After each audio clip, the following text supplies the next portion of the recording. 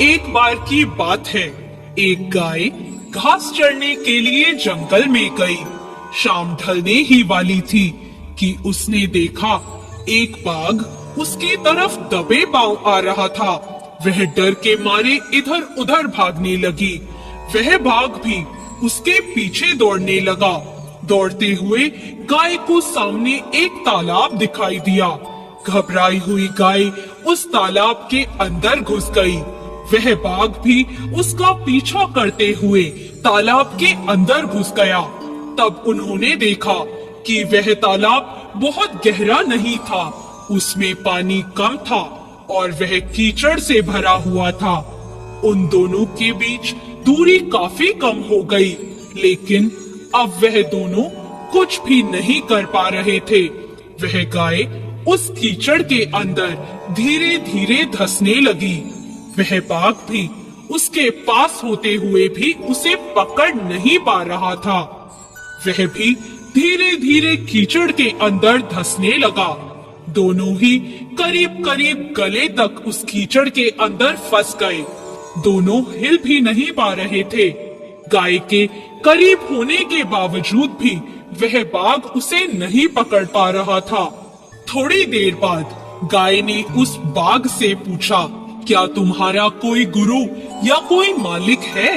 बाघ ने गुर्राते हुए कहा, मैं तो जंगल का राजा हूँ, मेरा कोई मालिक नहीं, मैं खुद ही जंगल का मालिक हूँ।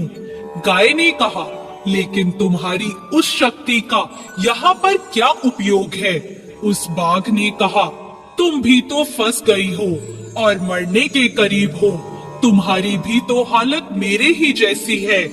गाय ने मुस्कुराते हुए कहा, बिल्कुल नहीं, मेरा मालिक जब शाम को घर आएगा और मुझे वहाँ नहीं पाएगा तो वह ढूंढते हुए यहाँ जरूर आएगा और मुझे इस कीचड़ से निकाल कर अपने घर ले जाएगा।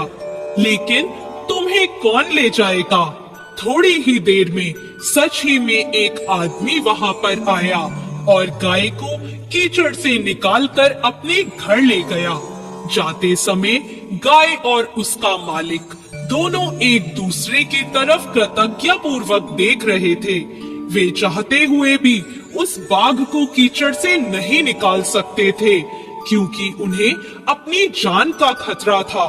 दोस्तों, किसी पर निर्भर नहीं होना अच्छी बात है, लेकिन मैं ही सब हूँ, मुझे किसी के सहयोग की कोई आवश्यकता नहीं है, यही अहंकार है और यहीं से विनाश का बीजारोपण हो जाता है।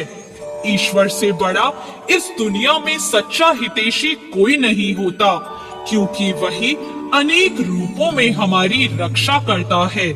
दोस्तों, हमारी इस कहानी में गाय समर्पित हृदय का प्रतीक है, बाघ अहंकारी मन का प्रतीक है और मालिक ईश्वर का प्रतीक है। कीचड़ यह संसार है और यह संघर्ष अस्तित्व की लड़ाई है।